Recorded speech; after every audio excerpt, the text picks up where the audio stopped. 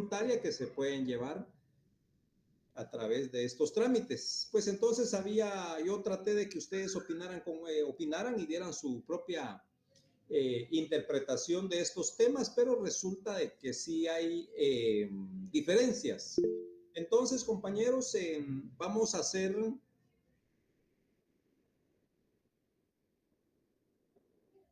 a trabajar los temas que a consideración y según los libros de texto y la ley y las leyes que estamos utilizando son los que nos mandan. Entonces, en este caso, de todos los asuntos que estábamos viendo en clase anterior, vamos a quedar con la mayoría, a excepción de uno. Vamos a quitar uno y les voy a explicar por qué razón.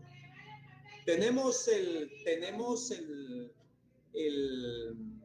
dentro del listado de asuntos de jurisdicción voluntaria, vamos a quitar o eliminar del listado había uno que había mencionado que se llama error en la partida de nacimiento. ¿Por qué esta decisión? Porque según los libros de texto así es como debe establecerse. Porque resulta que dentro del listado tenemos también la rectificación de partida. Y precisamente la rectificación de partida es para realizar los trámites de rectificación, precisamente porque existe un error en la partida o de nacimiento de una persona. Entonces, si tenemos en el listado error de partida y error y rectificación de partida, estábamos prácticamente hablando de lo mismo.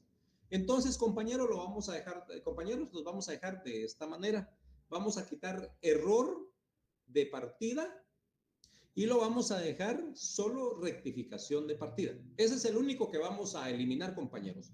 Y después están todos los demás. Si quieren, se los voy a mencionar para que algunos tal vez les pueda crear confusión esta situación.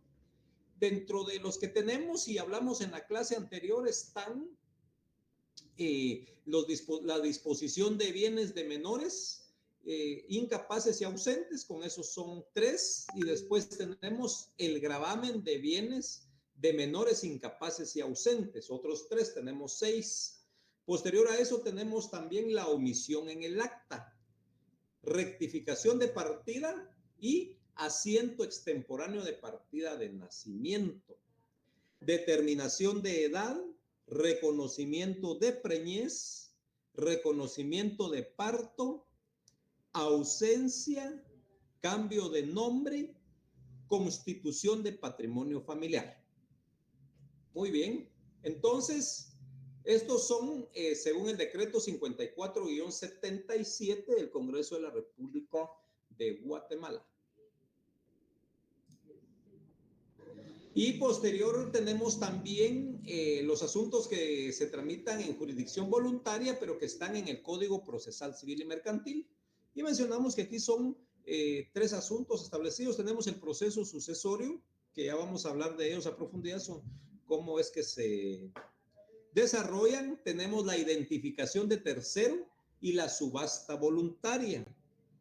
Posterior a esto tenemos también en la ley de rectificación de área, decreto ley 125-83 del jefe de gobierno, un asunto que es la rectificación de área de bien inmueble urbano. Estos son los que están claramente establecidos en el Código Procesal Civil y Mercantil. Pero, compañeros, también dentro de las leyes existen otros asuntos que se tramitan en jurisdicción voluntaria, pero que no están establecidos claramente como asuntos de jurisdicción voluntaria. Pero por la forma de ventilarse, están incluidos como tal. Y dentro de ellos tenemos la identificación de tercero y la identificación de persona. Son 2 asuntos distintos. Entonces, como ustedes pueden notar, en los libros, los que han leído su libro, Algunos autores establecen que la identificación de tercero puede ser de dos formas, pero el Código Procesal Civil y Mercantil no esclarece esta situación. Entonces, pues los juristas le han dado la interpretación correspondiente. Entonces, compañeros, con los primeros estábamos hablando.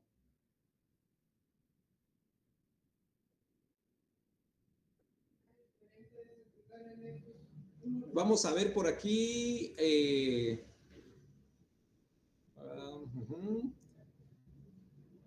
Perdón, dice, asunto es que la autorización de pasaporte es también de jurisdicción voluntaria. Bueno, vamos a ver en cuanto a la autorización de jurisdicción voluntaria. Sí, vean pues compañeros, hay varios asuntos que al final se tramitan a través de notario, pero con todos los pasos que se debe llevar a cabo. Ya vamos a ver también cuestiones que autoriza la Dirección de Migración. Eso, pero lo vamos a ver más adelante. Gracias, compañero, por esta opinión. Lo vamos a ver también en su momento, pero ahorita estamos hablando puramente de los asuntos que realmente vamos a trabajar. Y entonces estaba hablando de la identificación de persona y la identificación de tercero.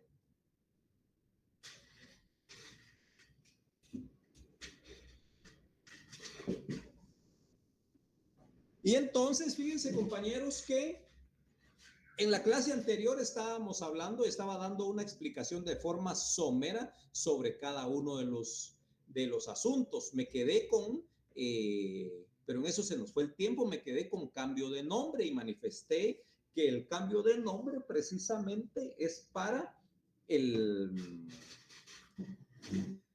cuestión de vanidad, más que todo.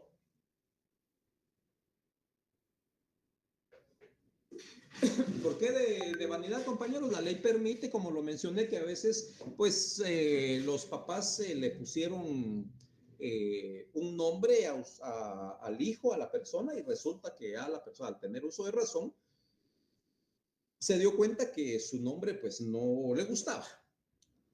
No le gusta y por lo tanto, entonces, ya sea por cuestión de vanidad o porque lo molestaban mucho sus compañeros a donde quiera que vaya por el nombre. Entonces, para eso está este procedimiento de ejecución voluntaria, para hacer el cambio de nombre.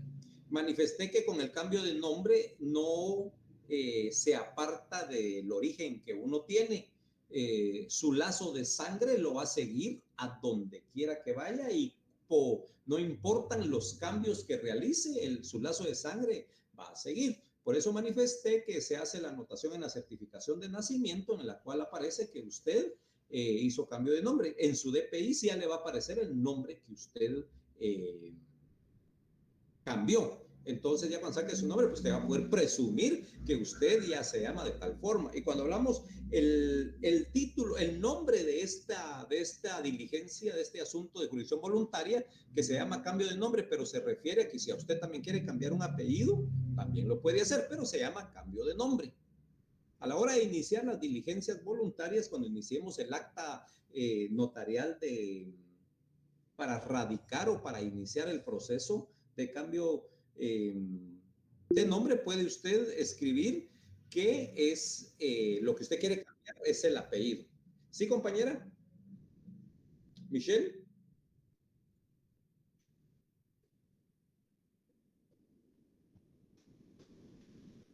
Bueno, continuamos entonces, compañeros.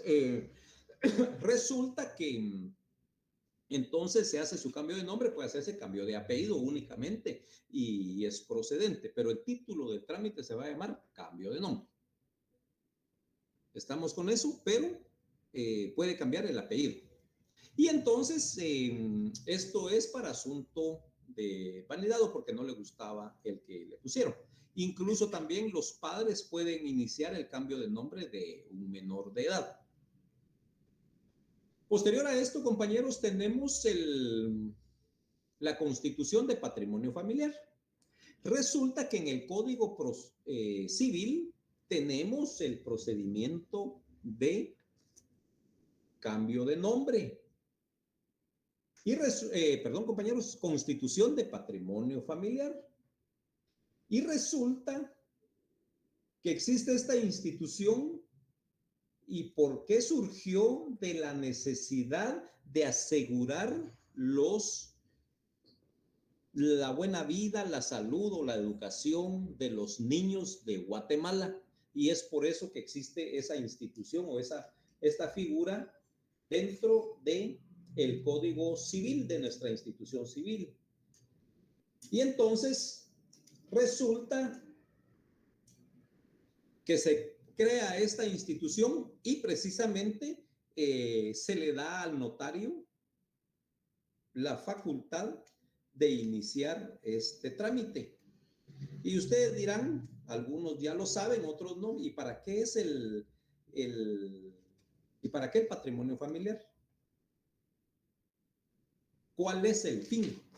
Entonces, compañeros, el Congreso se dio cuenta y según el artículo 352 del Código Civil, establece que el patrimonio es una institución jurídico-social, dice, por lo que se destina uno o más bienes a la protección del hogar y sostenimiento de la familia. Esa es la finalidad del patrimonio familiar. Las casas de habitación o parcelas cultivables, los establecimientos industriales y comerciales que sean objeto de explotación familiar pueden constituir el patrimonio de familia. Entonces, compañeros, en el artículo 352 del Código Civil está la institución del patrimonio familiar. Y ya mencioné para qué sirve. Entonces, el notario tiene la facultad de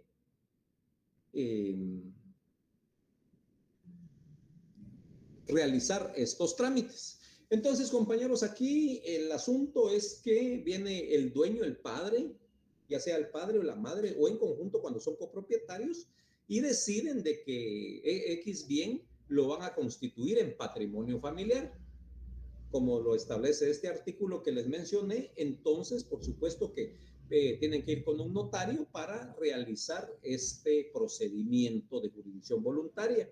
Y de esta manera, compañeros, se dedican, como lo dice el artículo, establece el artículo, dos o más bienes para la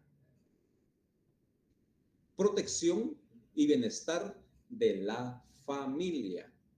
Entonces, en este caso, esto es de manera temporal.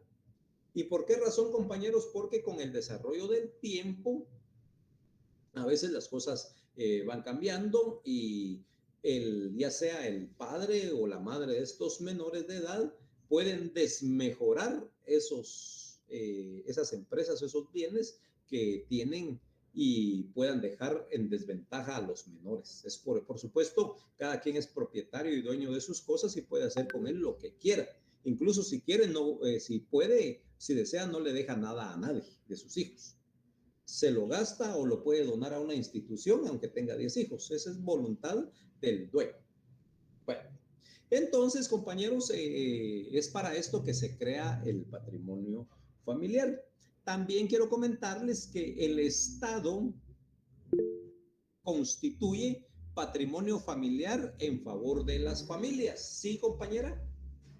Licenciado, disculpe con una consulta. Si, por ejemplo, volviendo al caso del patrimonio, unos padres, si tienen 5 hijos y le quieren a uno, por ejemplo, no heredar nada, lo pueden hacer y heredar a los 4. O ahí pelea el otro que no le dieron. Vamos a ver, vamos a ver. Tiene 5 hijos y hereda solo a 3. Ajá, o a 4, por ejemplo, y no Y, heredó a uno. y deja uno afuera. Ajá. Va. Vamos a ver si entendí su consulta. De acuerdo a la ley, él puede hacerlo. Entonces, pero en este caso, él tiene que testar, tiene que dejar o constituir su testamento. A la hora de él celebrar su testamento, entonces ahí puede él establecer que tiene 5 casas y que tiene 5 hijos, pero que solo le va a dejar a sus 4 hijos. Eso lo puede hacer, es totalmente legal, es la absoluta voluntad del propietario de los bienes. Entonces puede dejar fuera del testamento, pues, sí, fuera de testamento a uno. Entonces, ¿qué va a pasar al final? Se muere esta persona, el papá, hablando del papá, se muere el papá, pero como dejó testamento, entonces fallece el papá y vienen los hijos, empiezan a verificar y resulta que había un testamento. Entonces solo los 4 que están en el testamento son los que tienen el derecho de iniciar el proceso sucesorio testamentario. ¿Ya? Y pues, el que se quedó afuera, pues ahí sí que lo lamento, no tiene derecho. ¿Por qué? Porque el propietario dispuso de sus bienes en vida. Entonces no podría pelearte porque no le dejaron nada. No, compañero, no. Y Bueno, si no dejó testamento, ahí sí podría pelear. ok, ahí sí. Vean, ahorita, y yo creo que lo vamos a ir aprendiendo, ya que estamos allá hasta estas alturas del partido, ustedes ya están bien adelantados, a poco tiempo serán abogados y notarios. Ahí me invitan, por favor, a la graduación o al chonguengue, como dicen en Guatemala. Entonces, fíjense, compañeros, que en este caso, lo que está preguntando, vean, compañeros, o escuchas, es lo más adecuado, lo que está preguntando nuestra compañera es bien importante, ¿ya? Precisamente aquí es donde uno empieza a darse cuenta, bueno, ya estudiaron civil y ahí es donde se establece quiénes tienen derecho y quiénes no. Bueno, en el caso que ha planteado, definitivamente, si hay testamento, habían 5 hijos legalmente inscritos y al papá se le ocurrió que solo a 4 iba a heredar, pues solo a 4 y el otro lo deja fuera. Al fallecer la persona que dispuso de sus bienes en vida, le va a, bueno, al fallecer él, los hijos que aparecen en el testamento son los que tienen el derecho de iniciar el proceso sucesorio testamentario. Va. Ahora, para completar la respuesta a lo que pregunta la compañera, la persona que no fue incluida en el testamento prácticamente fue, y no prácticamente, legalmente fue desheredada, no desheredada porque desheredada quería decir que ya estaba en el testamento y la sacaron, no, en este caso no fue tomada en cuenta. Vean, pues, ojo, la forma en que tenemos que la forma en que tenemos que comentar, hablar, compañeros, y trasladar la información como buenos profesionales que ustedes van a hacer. Entonces, en este caso, lo oportuno en decir para la compañera es, no es que no pueda ella iniciar un proceso, ella puede iniciarlo, pero no le van a dar el derecho. Por ejemplo, en este caso, esta persona que no le dieron, que no quedó dentro del testamento, se puede abocar a un abogado y el otro abogado, si no es exacto, la persona que fue, bueno, pero aquí dice fue excluida del testamento, eso sería desheredado. Pero ahorita estamos hablando de alguien que no fue tomado, pero gracias compañero, alguien que no fue tomado en cuenta en un testamento.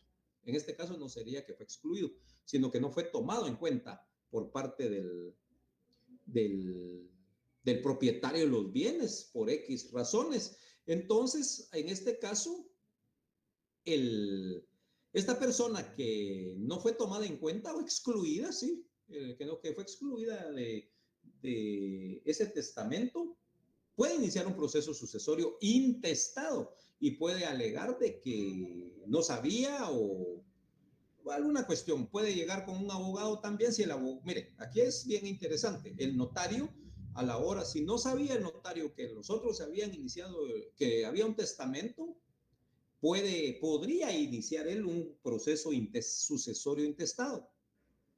Pero compañeros, aquí lo más saludable es mejor cobrar bien los honorarios y dar una buena salida. ¿Qué es lo que tendrían que hacer? Es solicitarle al registro de la propiedad si la persona tal y tal, el que murió, dejó o no testamento o donación por causa de muerte. Se le hace la consulta a los 2 registros que existen hasta el momento y ellos nos emiten esa información y ahí va a aparecer que si la persona emitió o no testamento. Entonces, si emitió testamento para su buen nombre suyo como profesional, pues usted le va a tener que decir, mire, fíjese que ya hay un testamento. Entonces hay que averiguar si en ese testamento está usted incluida o no. Y si no, pues no hay que hacer nada. Algunos otros, con tal de ganar una cantidad de dinero, van a decir, mire, iniciamos el proceso, usted tiene derecho, y al final se va a quedar trabado ese proceso. O sea, iniciarlo puede. Lo que sí que su derecho no se lo van a declarar como lo pretendía, porque ya hay un testamento. Y como ustedes saben, cada quien dispone de sus bienes como se le antoje en vida. Ahora, compañera, para finalizar con su consulta, bueno, y si tiene otra inquietud, pues hágala saber, porque esto nos amplía el conocimiento a los demás. Entonces, ahora, si no dejó testamento, entonces sí tienen derecho los 5 hermanos, pueden iniciar el testamento. Ahí sí, aunque les duela a los demás, pero al quinto que no querían incluir o que posiblemente se supo de palabra que no lo iban a incluir, le va a tocar. ¿Sí, compañero? David. Buenas tardes, licenciado. Mucho gusto. Mucho gusto. Me, me plantea una duda. ¿Qué Ajá. pasaría si, digamos, el papá tiene 4 hijos, hace un testamento, pero en el testamento hereda a 4 hijos y a un quinto hijo que los otros no conocían, pero lo hereda así como, y a mi hijo fulano de tal, pero él no está reconocido? No sé si esa palabra, mi hijo, impide algo en el testamento, aunque no esté reconocido. No Buena sé si me pregunta. explico. Ajá, sí, le entendí perfectamente la palabra. Fíjense que como es una disposición de voluntad, aunque diga que es hijo y no lo sea, pero fue mencionado y bien identificado en el testamento, entra la jugada.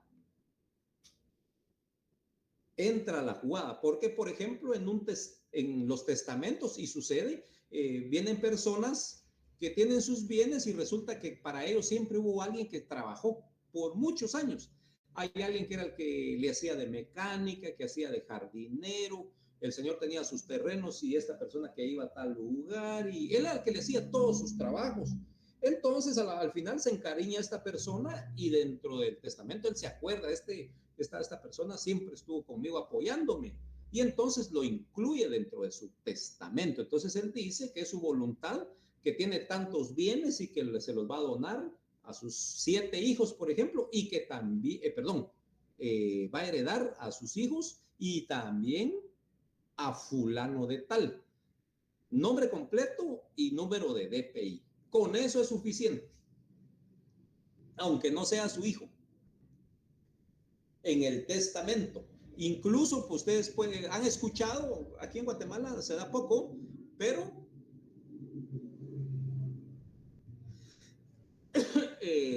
resulta que hay personas que le donan parte de sus bienes a una iglesia o a una ONG, dentro del testamento lo dejan, ¿ya? Incluyen a los hijos y después dicen que le heredan también a la asociación tal y tal y tal. Se especifica qué es lo que le va a dejar a esa asociación. Entonces, sí se puede, compañero David. Si dice, y ya le entendí perfecto, Ok. que dejé 4 hijos, tengo 4 hijos legalmente registrados, pero viene él y dice, y también a mi hijo fulano de tal, y lo identifica, aunque no sea Ajá, hijo, pero ya declaró su voluntad que le quiere dejar algo a él, es válido. y los otros 4 hijos no pueden hacer nada por decir, bueno, él dice mi hijo, pero no está registrado legalmente. Como le digo, sí pueden intentar, o sea, todos tenemos derecho a accionar. ¿Qué le va a resolver el juez? Es otra cuestión. O sea, por supuesto que ellos pueden iniciar un montón de acciones, la nulidad parcial o algo de ese testamento o de ese proceso que inicie el otro porque él no es hijo. Pero ahí ya no entra nada, ya no se puede entrar a ver si era hijo o no. Porque si nos vamos al Código Civil, ahí establece quiénes son los que son llamados a suceder en los grados de consanguinidad. Pero, ojo, para el intestado, esto es cuando no hay testamento. Pero en el caso que estamos hablando, que es testamento, y la pregunta suya es porque hay un testamento. Entonces, el que falleció dispuso de sus bienes en vida. Ok, Listo, licenciado, gracias. No, vaya, muy bien, interesante pregunta. Me puso a pensar. Entonces, compañeros, ahora bien, cuando es intestado es porque no dispuso en vida de sus bienes para después de su muerte. Entonces, si todo queda como lo establece la ley, intestado. Ahí sí entran todos los hijos. ¿Y qué pasa aquí? Correcto, compañero Oscar, testamento sobre legados. Entonces, ¿qué va a pasar aquí? En el intestado, aquí sí, si eran 5 hijos, se iba a quedar afuera, entra ese, y como acaba de escribir una compañera o compañero, si el señorón era mero tremendo y dejó hijos por otro lado, en otros pueblos, y resulta que están legalmente inscritos, tienen derecho a heredar de forma intestada. Bueno, compañeros, con las preguntas que me hicieron los compañeros, muy interesantes, pero todavía vamos a llegar a eso. Estaba hablando todavía de la constitución del patrimonio familiar. La constitución de patrimonio familiar, compañeros, es algo que no se dispone para después de la muerte de las personas, no, se dispone en cierto tiempo, es temporal. ¿Y en dónde se da mucho esto en la práctica, compañeros?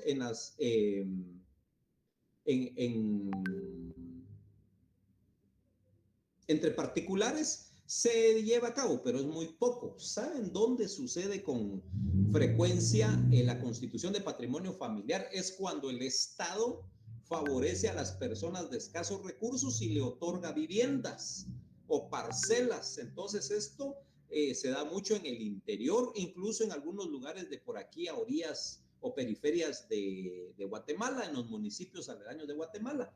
Es cuando se da esta situación de constitución de patrimonio familiar. En este caso no hay que hacer mucho trámite. ¿Por qué razón? Porque el Estado viene y en esa escritura que realiza desde el inicio, ahí establece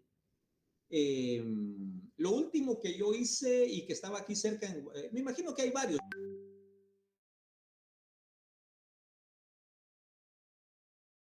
pero un lugar que se llama Cerro Gordo. Y entonces ahí en ese lugar que es Cerro Gordo, ya no es parte de Nimacuyo, pero colinda, ¿verdad ustedes? Esos terrenos los dio el Estado, por supuesto no regalados, aquí no podemos decir que los donó, sí los vendió, se los vendió a las personas, pero a un costo favorable. Y entonces resulta, yo tuve la oportunidad de hacer un par de escrituras de ahí, de ese lugar, y ahí fue donde pude determinar. Exactamente, compañero Álvaro, así es. Entonces, ¿qué pasaba con el Estado a través del extinto Bambi que habla el compañero? Establecía dentro de la escritura que le vendía, que fulano de tal comparecía en representación del Estado y que se desmembraba y se le vendía de una buena vez la cantidad de tantos metros a X persona por la cantidad de tanto, y sí pagaban, como de una cantidad, pero bastante favorable. Pero ahí en todas esas escrituras, también aquí por Tierra Nueva 2 bueno, 1 y 2, todo lo que es Tierra Nueva, Chinautla es otro lugar que me acuerdo que también está así. No todo, pero la gran mayoría. Entonces, ¿qué pasaba? Que dentro de esa escritura había una cláusula especial en donde decía el Estado que a dicho bien o a dicho contrato le daban la constitución de patrimonio familiar y manifestaban el plazo, 10 o 15 años. Ojo, o también hasta que cumpliera la mayoría de edad los hijos de esa persona. Y lo del que tengo presente es en uno de una persona que viene una madre, compra ese terreno y de una vez está el nombre ahí de el hijo menor de ella, que tenía en ese tiempo como 7 o 9 años. Entonces mencionaba reza esa escritura que se le da la calidad de, se constituía en patrimonio familiar ese bien para beneficio de los menores y en especial para el menor de edad, fulano de tal. Y si ustedes se van al Código Civil, compañeros, tal vez me ayudan con eso. Yo les dije en 300, ¿qué les dije yo? Correcto, 352, por ahí está el artículo en donde también establece cómo se extingue el patrimonio familiar. Porque el patrimonio familiar no es perpetuo, ¿verdad? Entonces,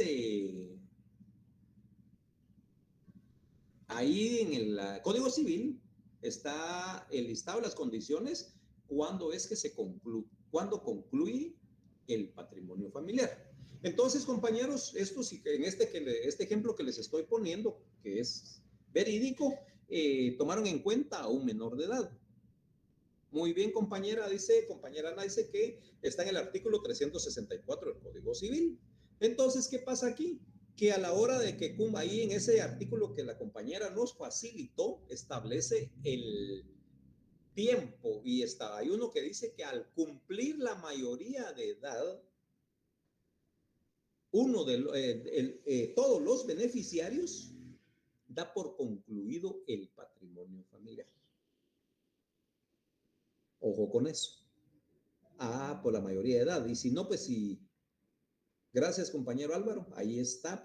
Vean esos artículos que los compañeros están facilitando para los demás. Anótenlos. Son sumamente importantes para este curso y para su vida. El resto, bueno, no para su vida profesional. Entonces, porque miren, hay que relacionarlo todo, compañeros. Esta es la concatenación del derecho. Como ustedes ya van a entrar a la práctica, entonces los que se saben bien civil, procesal civil y algunas otras leyes que no recuerdo en este momento, muy bien, compañero Oscar dice, el patrimonio familiar termina cuando todos los beneficiarios, aquí está, compañeros, ya ven, gracias, todos los beneficiarios cesen de tener derecho a percibir alimentos, o sea, al cumplir la mayoría de edad. Y ahí están otras cuestiones. El compañero aquí casi escribió todo. Muy bien, gracias. Cuando sin causa justificada y sin autorización judicial la familia deje de habitar la casa, deje de servir de morada, precisamente porque dejó de tener el fin para el que era, ¿verdad? Porque ya los otros se pusieron un negocio, tienen dinero, se fueron a Estados Unidos, hicieron sus cosas, pues deja de. Bueno, cuando se demuestre la utilidad y necesidad para la familia, que el patrimonio queda extinguido, cuando se expropien los bienes, que también debe ser justificado, y el 5, que es uno que relacionado a lo que vamos a ver, es por vencerse el término. Entonces dice para tantos años, por ejemplo, en este que yo vi, esta escritura que yo tuve la oportunidad de tenerla en mis manos, para que no entrara en confusión, escribieron para tantos años. Y a la hora de hacerle las cuentas al menor de edad, en ese año cumplía la mayoría de edad. Entonces no se la complicaron. Entonces, compañeros, bueno, y el fin de todo esto es porque resulta que en nuestra sociedad y en la mayoría, ¿verdad, compañeros? A la mayoría de mis queridos colegas, a la mayoría de los hombres, pues de los varones, a veces se les da por ser irresponsables o les gustan mucho las bebidas espirituosas. Y entonces, por estar con estos vicios, pues ya no se preocupan de los hijos y terminan vendiendo los terrenos, ¿ya? Ni los han, por ejemplo, en otros casos que se han visto, esto sí es más en el interior, en las aldeas, lejos, resulta que a veces les dan ya los derechos, compran un terreno, una casa, compran los derechos y a los 3 meses ya lo están vendiendo. Gracias, compañera, excelente. Miren, pues los estoy regresando a civil, pero es sumamente importante, compañeros, los felicito por eso. Y bueno, es que están en el 9º semestre. Fíjense que cuando empezamos las clases de forma presencial,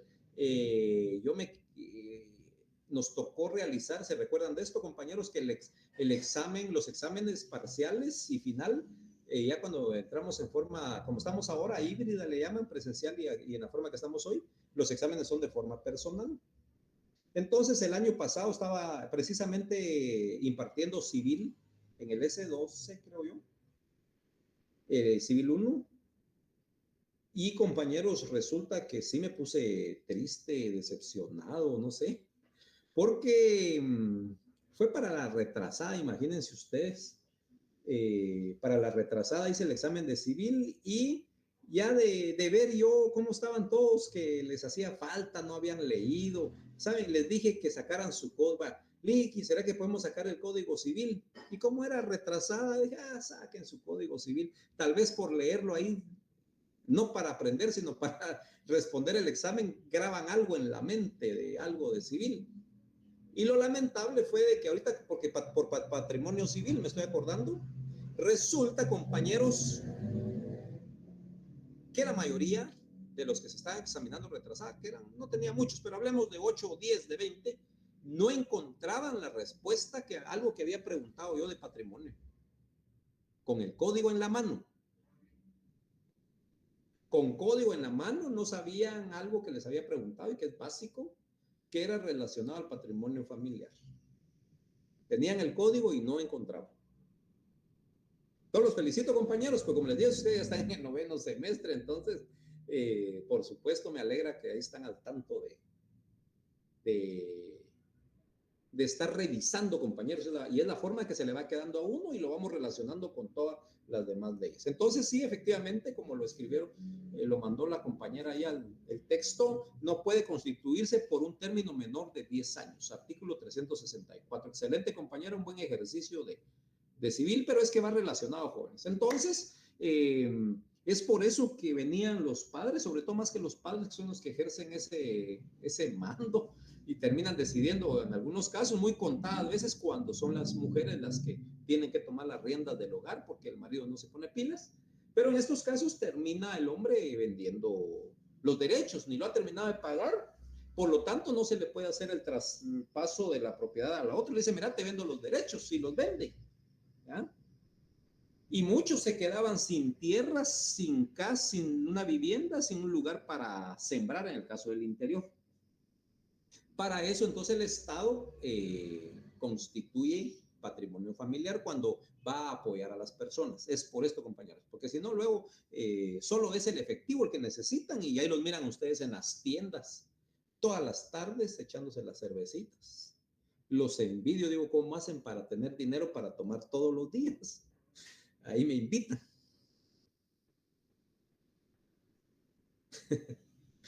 Todos los días, sí, es que, puchicas, es impresionante. Entonces, pues está bien, va, pero primero hay que cumplir con las responsabilidades y después lo demás. Entonces, para eso es, compañeros, el fin de la constitución del patrimonio familiar. Es como ponerle un candado, ¿sí? Para que sea el papá o la mamá, pero como ya lo dije, las estadísticas demuestran que es el papá el que no aprovechan estas oportunidades. Entonces, esa cuestión de patrimonio familiar, el fin es ponerle candado a estos apoyos para que no dilapiden el dinero, o igual con una empresa viene el papá y constituye patrimonio familiar para los hijos, para que no, o la mamá, ¿va? Cuando tienen una empresa o alguna cuestión comercial y hacen esta situación. Y para eso, compañeros, hay que iniciar un trámite, es lo que vamos a ver, ¿verdad? Constitución de patrimonio familiar. De la ausencia creo que sí hablé, ¿verdad? Es cuando una persona no está, manifesté que no podíamos encontrarla y la persona desea contraer matrimonio y no puede quedarse toda la vida casada con alguien que no la quiso, ¿verdad? O no lo quiso. Entonces, la ley tiene esta salida legal para declarar ausente a una persona y poder contraer matrimonio posteriormente. También dentro de la ausencia, cuando las personas se van fuera del país, no se sabe nada de ellos, y para la herencia. ¿Por qué razón? Porque aparece inscrita, aquí sí, casada con X persona. Les mencioné un caso real que los hijos del primer matrimonio de la persona quieren iniciar proceso sucesorio intestado, que ya lo iniciamos, pero a la par estamos llevando también la declaratoria de ausencia de la segunda esposa con la que contrajo matrimonio por segunda vez el causante y no dejó testamento. Entonces hay que iniciar ausencia porque no está, es para, en este caso no es para divorcio, es para porque seguro la Procuraduría General de la Nación nos va a pedir comprobemos que efectivamente no está esa persona. Entonces hay que declarar la ausencia con finalidad de iniciar un proceso sucesorio intestado. Para eso es la ausencia, ¿verdad? Por decir dos cosas más, para muchas cosas más sirve. Y nos vamos al Código Procesal Civil y Mercantil, compañeros, Decreto Ley 107 del Jefe de Gobierno de la República de Guatemala. Aquí tenemos 3 asuntos claramente identificados como de jurisdicción voluntaria y tenemos el proceso sucesorio, identificación de tercero, subasta voluntaria. Con las inquietudes de algunos de ustedes, compañeros, ya hablamos del proceso sucesorio. En este caso, pues tenemos el proceso sucesorio que puede ser de 2 formas. bueno, no puede, es de dos formas, dependiendo de las circunstancias. Tenemos el proceso sucesorio intestado. Intestado es una palabra latina que quiere decir en español sin testamento. Fíjense, intestado es un latín que quiere decir sin testamento, que quiere decir que la persona no dispuso de sus bienes en vida para después de su muerte. Todo se quedó así como lo hace la mayoría. Muchos dicen, ¿para qué que gasten algo? Estos no solo les voy a dejar y todavía quieren que les deje de una vez. Entonces las cosas quedan intestadas, sin testamento, igual a sin testamento. Y entonces, compañeros, en este caso, no compañera, intestado sin testamento. Solo escríbale sin.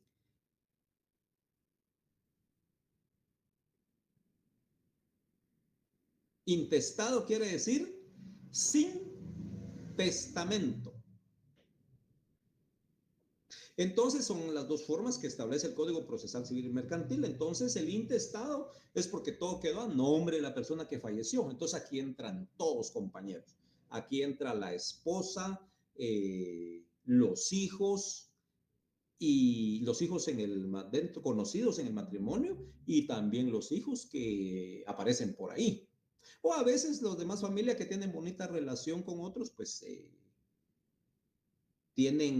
saben que existen más hermanos, ¿verdad? Yo tuve la oportunidad de tener un tío que tuvo cinco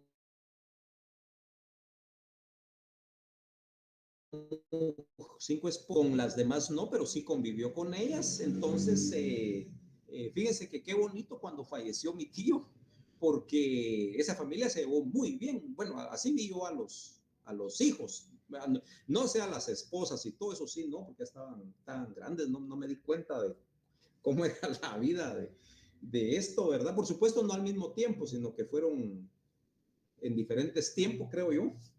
Pero ya los hijos, sí, no recuerdo si son 23 o 24 hijos que tuvo mi sagrado tío. Y fíjense que cuando falleció el tío, todos estuvieron, es en el pueblo, entonces en ese tiempo regularmente se hacían en las casas. Entonces ahí en la casa de un familiar, ahí se hizo el velatorio, una casa grande, y miren ustedes qué alegre, estaban los 23 hijos o 24, no me acuerdo ahorita en este momento cuántos son ellos, y aparte de eso estuvieron como 3 ex esposas ahí en el velorio de ese mi tío.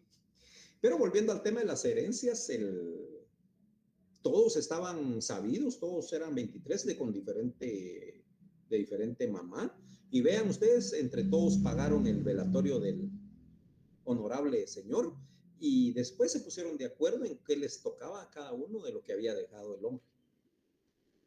¿A qué me refiero? Que en el proceso sucesorio intestado entran todos los hijos reconocidos que estén inscritos como hijos de fulano de tal. ¿Alguna duda sobre esto?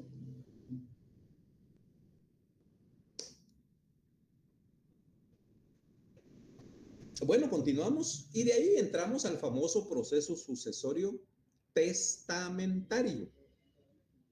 Testamentario porque sí, esta persona que falleció en su momento en vida hizo un documento con los requisitos que establece la ley en donde él manifestó y frente a testigos que era su voluntad dejar testamento y los bienes heredar a fulanos y sutanos y menganos. En aclarándolo y la buena consulta también de la compañera, puede dejar dentro de ese testamento a sus hijos y a un tercero que no sea su familiar. Esas son las dos formas del proceso sucesorio intestado, del proceso sucesorio, compañeros, y las dos formas que vamos a ver.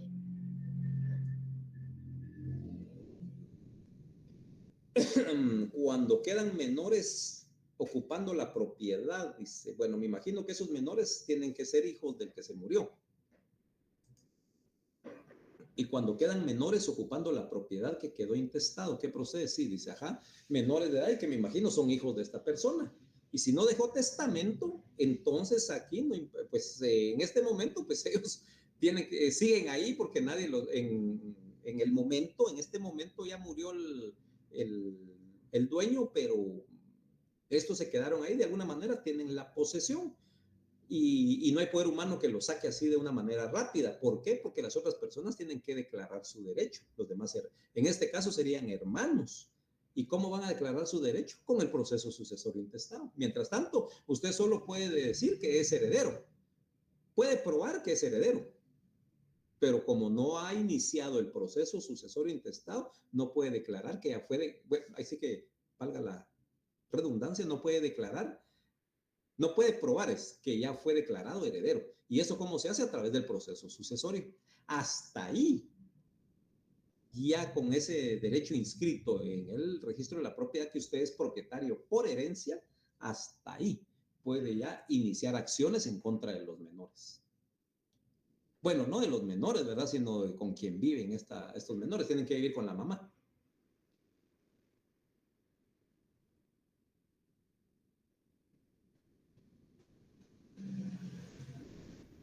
Bueno, entonces, para la compañera, ¿cuál es el proceso en un intestado? Intestado, ok. Por ejemplo, hay 4 hijos, solo un hijo se quiere quedar con toda la herencia. Bueno, aquí es bien clara la situación. Uno se quiere quedar, pero aparte es querer y aparte es hacerlo, ¿verdad? Entonces, lo que tienen que hacer ahí, bueno, no sé, cuando escucho esto, a veces ni se ha muerto el papá o el dueño de los bienes y ya los hijos se están queriendo ya disponer, repartir y todavía el señor ahí está respirando. Bueno, en este caso, compañeros, sí, hay uno, a veces siempre sale uno, en todas las familias vieron que los dedos de la mano no son iguales. Entonces, uno o dos, los que sean, quieren quedarse con todo, pero tienen que probarlo, ¿ya? Lo que manda es el proceso sucesorio intestado. Ahora bien, puede hacer de que estos que se quiere, este hijo que se quiere, que hijo de, quiere quedarse con todo, le tiene que hacer alguna trampa, ¿verdad? Ustedes, o comúnmente, como se dice, una mañosería, se dice aquí en Guatemala, pero tiene que cometer una ilegalidad, como por ejemplo falsificarle la firma a la persona que está ya por morirse, ¿verdad? Ahí sí podría hacerlo. Pero lo contrario, no. Pues eso de solo que sabe, yo lo entiendo así, quiere quedarse, es la intención de él. Pero en derecho no podemos tener solo la intención. Ahí sí que tiene que hacerlo. ¿Ya? Y ahí es donde ya se puede ver si se va a hacer, se puede recuperar o no. Pero lo contrario, aunque ese querer no deja afuera a los demás. Tienen que entrar todos, compañeros, al proceso sucesorio intestado. Es igual que en materia penal. Yo quiero matar a alguien, pero no lo he hecho, entonces no me pueden culpar. ¿Cómo se le llama eso, compañeros? ¿Se acuerdan? En materia penal. Que en mi mente está que tengo ganas de matar un venado, pero no lo he hecho. La incubación del delito. La incubación del delito, ¿verdad? Entonces no me pueden procesar porque solo pensé que iba a matar un venado, ¿verdad? Ideación, dice. O en incubación, incubar, como cuando está un niño, cuando dicen el niño está en la cuna, en la protección todavía porque está algo malito o delicado. Entonces, igual como exactamente, intercrimen, école, está en la mente del hombre, intercrímenes. O la incubación del delito. ¿Por qué? Porque está incubado en la mente todavía, lo está fraguando. Bueno, compañeros, entonces, volviendo al tema, así es el proceso sucesorio, de dos formas, intestado o testamentario. Testamentario porque el compañero dejó, porque el compañero, el causante, dejó para después de su muerte. Intestado cuando no hay testamento. ¿Sí, compañera? Disculpe, licenciado, por la interrupción.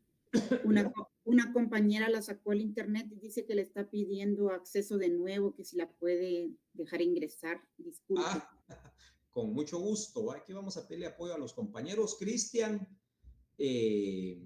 no sé si está conectado Cristian para que nos apoye, o también a Miel, para que me apoyen con volver a incluir a la compañera, jóvenes.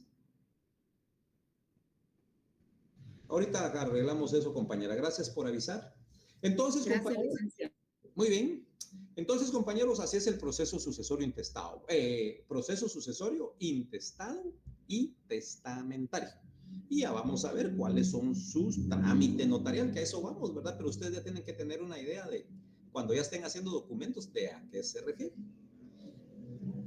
Y entramos a la bendita subasta voluntaria. Y la subasta voluntaria,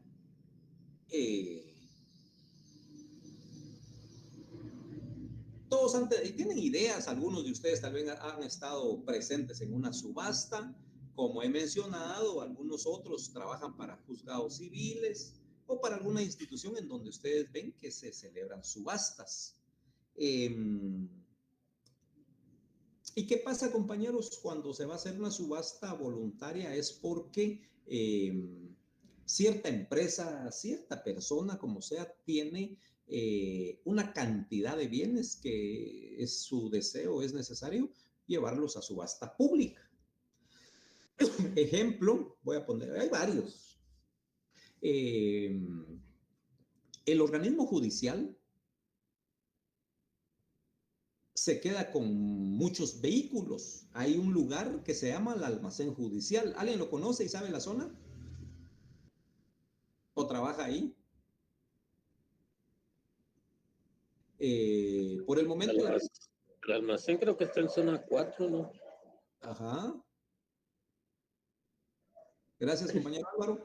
Y Roberto, correcto, Roberto, así es, gracias. Zona 7, Quinta Samayoa, perfecto.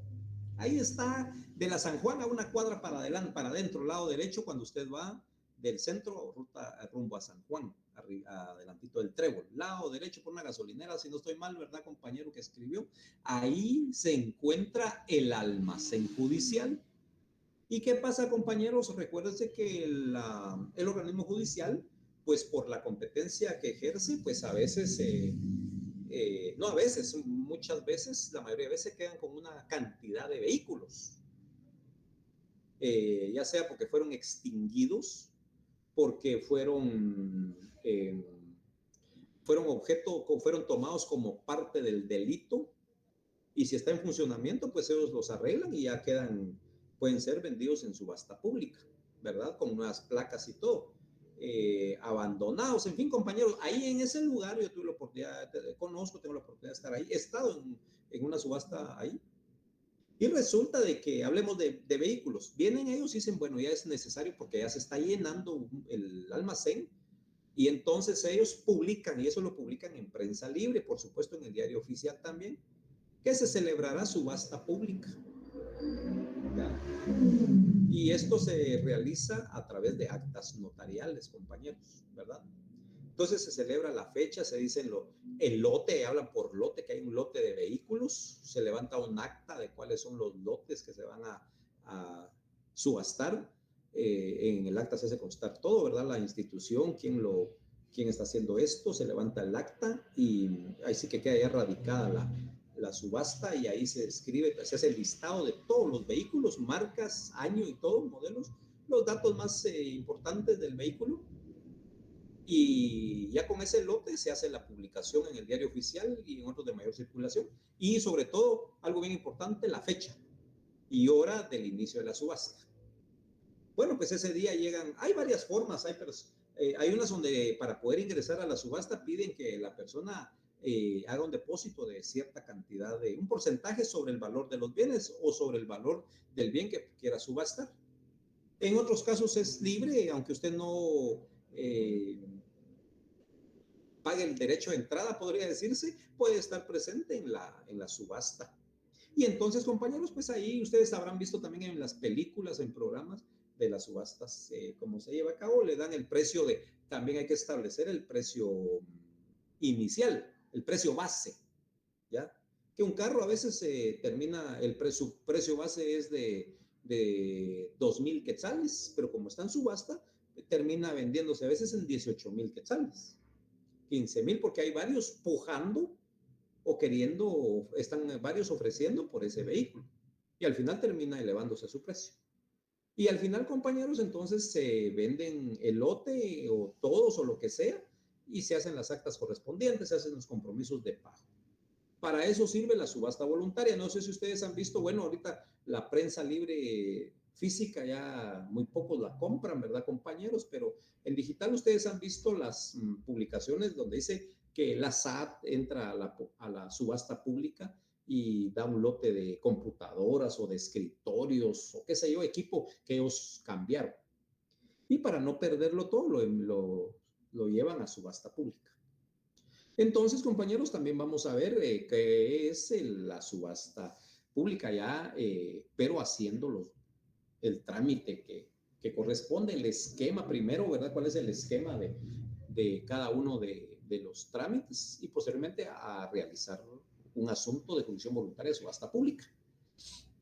La ley de rectificación, bueno, termino con el Código Procesal Civil y Mercantil. En este también, fíjense, compañeros, que hay otros 2 asuntos por ahí que, como les digo, a veces no es claro el asunto, pero tenemos la identificación de persona y la identificación de tercero. Hay un par de artículos que habla sobre esto y es así, no le da mucha explicación. Lo único que establecen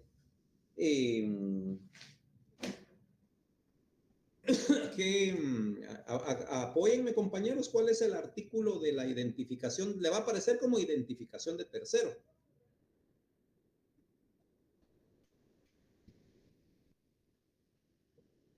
Excelente, compañera Araceli. 440, dice. Álvaro. Milovan, muy bien, excelente, compañeros. Así es. De veras, compañeros, que hablando de estos, para los que no están familiarizados, en el Código Procesal Civil, compañeros, decreto ley 107, tenemos el libro número 5, procesos especiales, título 1, jurisdicción voluntaria, compañeros.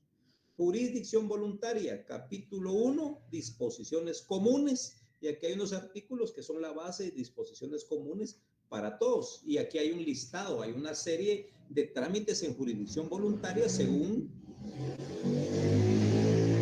el procesal civil. Pero resulta, compañeros, que como lo mencioné en las primeras clases,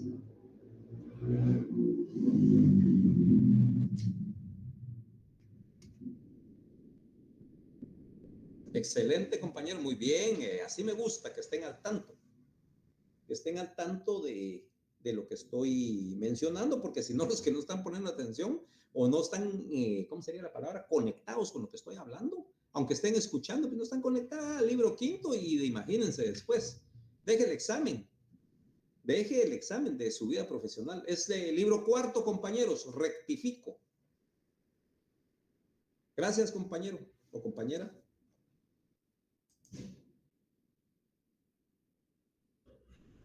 Correcto, gracias, Álvaro.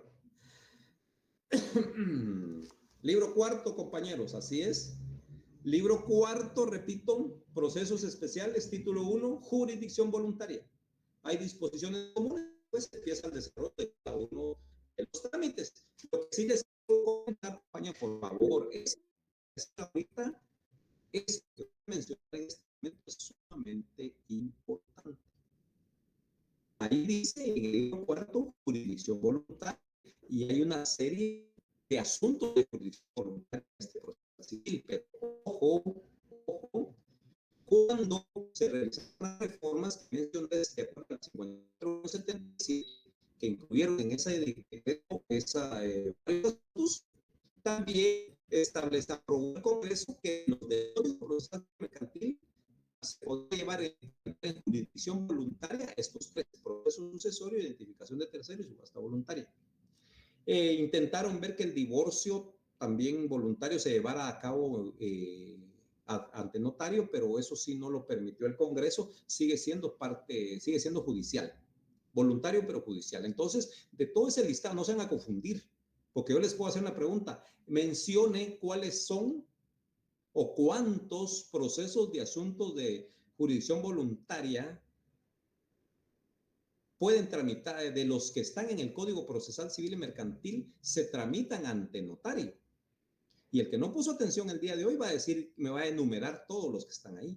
Y hay unos que no. Bueno, listos pues con eso que mencioné ahorita. Y entonces, compañeros, ya no se van a perder cuando yo hable de jurisdicción voluntaria, decreto ley 107, pues nos vamos a al artículo, porque ahí empieza el libro cuarto, artículo 401. Ahí empieza, compañeros, de ahí ya no tienen por qué perderse. Y de ahí nos vamos a los artículos, al artículo que mencionaron los compañeros, y nos vamos al 440.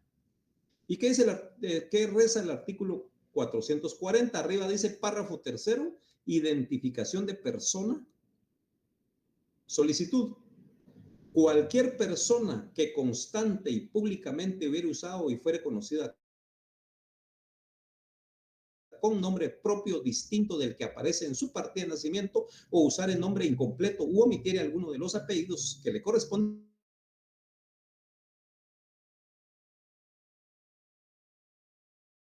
a constar en escritura pública. Y esto se va a llevar al RENAP. Segundo párrafo, vean esto, dice, escuchen esto. La identificación de un tercero se podrá pedir ante el juez de primera instancia o un notario. Y ahí están los demás requisitos, pero no voy a profundizar en eso. Compañeros, estos otros dos asuntos son de jurisdicción voluntaria. ¿Cuáles son las diferencias? ¿O no hay diferencias? Por el tiempo, no voy a preguntarles, o si alguien ya los tiene en mente, que me diga, ¿cuál es la diferencia entre identificación de persona e identificación de tercero? Cuando lo solicito a mi nombre es identificación de persona. Okay. Y cuando solicito para, por ejemplo, para un familiar que falleció y por algún error aparece mal su nombre en algún documento, es una identificación de tercero. Álvaro. Así es. Correcto. Entonces, compañeros, por eso hay diferencias. Entonces, en este caso, tal como lo dijo Álvaro, identificación de persona, compañeros, es para uno propio, para yo mismo. ¿Sí? Ahora no lo van a confundir con el cambio de nombre, pero ahorita voy a llegar a eso. Y la identificación de tercero, yo necesito arreglar el nombre de alguien porque me interesa, pero no es el mío, es de otra persona. Por eso se dice de tercero, identificación de tercero. Y precisamente, compañeros, esto, y que lo acaba de mencionar Álvaro, es que esto sirve mucho para los procesos sucesorios intestados. ¿Qué pasó? Empecemos con la identificación de persona, para mí. Mi nombre es Byron Darío González Reyes, pero yo siempre, y así, por no decir abreviar y todo, yo solo cuando me identifico o me voy a conocer, yo digo que soy Byron Darío González, nada más, y omito a veces el Reyes, y solo digo Byron Darío González o solo Byron González. Entonces, compañeros, resulta que muchas personas por eso empiezan a usar distintos nombres. Entonces, imagínense que en documentos yo pueda aparecer Byron Darío González Reyes, Byron González, Byron Darío González o Darío. Entonces, compañeros, ¿qué va a pasar con esto? Resulta que como imagínense, vengo yo y compré un terreno, comparecí con X nombre y después compré otro y aparecí con otro nombre. Y entonces, a la hora de iniciar el proceso sucesorio intestado, en la Procuraduría General de la Nación, en todas las instituciones. Entonces, miren cómo es de bonito el derecho, más trabajo para ustedes, más prestación de servicios. Porque aparte que ya cobraron 30,000 quetzales por iniciar un proceso sucesorio intestado, resulta que ahora tienen que iniciar otro proceso sucesorio, otro proceso de asunto de jurisdicción voluntaria que se llama identificación de tercero. Aquí les va un tips para cuando ya trabajen. Desde el momento que se pongan de acuerdo con su cliente, usted debe adelantársele a lo que pueda suceder después, porque fíjese que en el camino vienen sucediendo varias cuestiones que no a veces, entonces hay que tomar en cuenta esto. Usted le dice a su cliente, bueno, uno hay que preguntar más o menos cuántos bienes hay y todo, dependiendo la ubicación, lugar y todo, y valor, y de por ahí usted ya cobra, a pesar de que hay un arancel, pero tenemos libertad, ¿verdad, compañeros? Entonces viene usted le dice, mire, le voy a cobrar por el proceso sucesorio intestado 30,000 quetzales de honorarios. No incluye publicaciones. Ojo. Bueno, como quieran, ¿verdad? Yo solo estoy dando una idea. Usted puede decir aquí le incluyen todo, ¿verdad? Cuando uno empieza a cobrar 8,000, 10,000 quetzales, incluían las publicaciones. Al final solo le quedaba a uno la experiencia de haber aprendido, ¿verdad, compañero? Entonces, resulta que usted le tiene que aclarar a su cliente que le cobra 30,000 quetzales de honorario y le advierte. Y de una vez le dice, porque después, mire, pues usted no me dijo eso y ahora me está cobrando más y la gente no entiende, ¿verdad? Pero si usted se lo dice desde el inicio, la gente va a tener que entrarle. Y le dice de una vez, vea, mire, pues yo le cobro tanto, tiene un costo de tanto el proceso sucesor intestado. Bueno, y le dice el que está bien, cuando ya le dijo que está bien y que le va a dar ya X porcentaje para que usted inicie a trabajar con la diligencia voluntaria del proceso sucesorio, le dice también, y le adelanto, después que haga el análisis del proceso posible, si hay algún error en partidas de nacimiento, ese es un trámite aparte, es distinto y por lo tanto genera honorarios distintos, ¿ya? Entonces usted dice, ahí que esperemos que no salga esto, ¿verdad? Pero usted plano deseando que haya algún error para que usted inicie un proceso de identificación de tercero, porque el causante, el que falleció, tenía errores en su partida, no errores, perdón, se hacía llamar de diferente forma. Entonces, compañeros, vienen ustedes, inician. Si como lo dijo Álvaro, es para usted mismo, para yo mismo, lo estoy diciendo de esta manera para que se entienda, para yo mismo, entonces yo ante notario le voy a decir que comparezco a declarar que en todas mis relaciones sociales, en los actos y en cuestiones públicas, me he hecho llamar de Byron Darío González Reyes, Byron González, Darío González. Y por lo tanto, declaro, bajo juramento de ley, que dichos nombres identifican, corresponden e identifican a la misma persona, ¿ya? Y casi lo mismo se dice en la identificación de tercero. Como lo dijo muy claramente Álvaro, es cuando el causante ya está fallecido, ¿verdad? Ya no hay quien, él personalmente ya no lo puede hacer, todo lo hacemos nosotros. Iniciamos ese proceso y decimos que fulano de tal en vida usó los nombres tales y tales y tales, pero que al final identifican a la misma persona.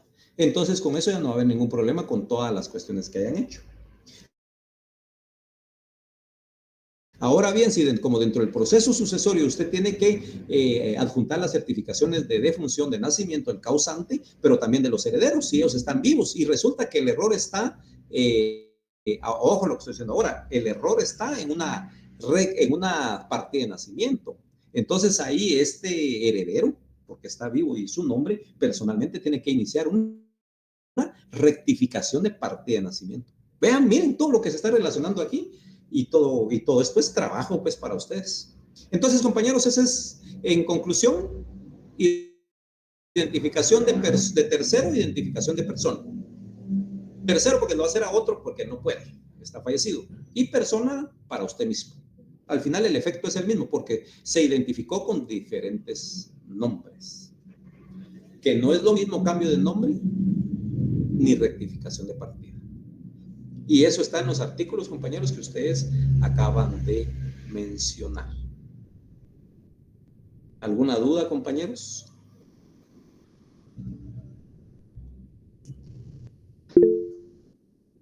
Por favor, compañero. Buenas noches, Lee, ¿cómo está? Muchas gracias, Viven. Bastante clara la clase, pero mi consulta va relacionada en 3 cosas importantes que se han vuelto a lo largo del regreso a clases, y es en relación a los exámenes. El examen está establecido con una hora específica y tiene duración de 1 hora. Ese será el tiempo que tendremos para el examen. La otra es si el examen será de todo el contenido que hemos visto hasta ahorita, o también tendrá alguna parte práctica. Y si pudiéramos usar leyes para el examen. Ok, excelente. Buenas preguntas.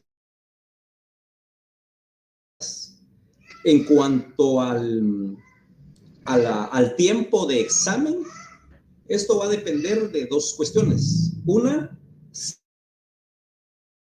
nuestro examen va a ser el último, por ejemplo, que no tengan ustedes que hacer después, entonces ahí vamos a ver si extendemos un poquito, aunque sea de 1 hora, tal vez vamos a hacer 1 hora y media, porque claro, ya vamos a hacer algo de práctica.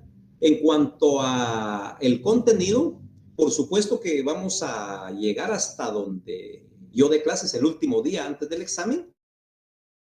Y aparte de eso, se recuerdan que nos pusimos de acuerdo que íbamos a trabajar con el libro de Neri Muñoz. Entonces, también de ese libro vamos a trabajar para el examen. Puede ser que de lo que estoy viendo también les prepare un folleto y yo se los voy a facilitar a ustedes para que les sirva de apoyo tanto para la vida, como lo dije, y para su estudio. Entonces, buena pregunta, Luis, y sí, para que ya los compañeros vayan tomando en cuenta eso, porque creo que hay fechas. Entonces, eso lo vamos a ver, y como les digo, lo vamos a ver en clase presencial. Pero sí, vamos a tomar en cuenta todo eso, Luis. El contenido no le puedo decir ahorita porque es hasta el momento en que última clase antes del examen. El tiempo igual, vamos a ver si no he visto ahorita en qué horario nos toca, y prácticamente tal vez nos vamos a hacer nuestra hora y media, digo yo, para que empiece a tener ya una idea, o técnicos. Muchas gracias, Luis, por la aclaración. Solo la última en relación al uso de leyes, y pues le hacía la consulta también porque aún no hay publicación oficial, pues, pero como todo aquí extraoficialmente se sabe. Exactamente. Es posible que la próxima semana sean los exámenes, y si así fuera el caso, entonces esta sería nuestra última semana. Exacto. De contenido. Y por eso me anticipaba yo a las consultas. Perfecto, muy bien. De hecho, por eso les digo, vamos a ver todo esto. Acuérdense que creo que esto va a distorsionar un poquito el calendario, que tenemos elección de decano el viernes, ¿verdad? Entonces, pueda esto modificar las posibles fechas que haya.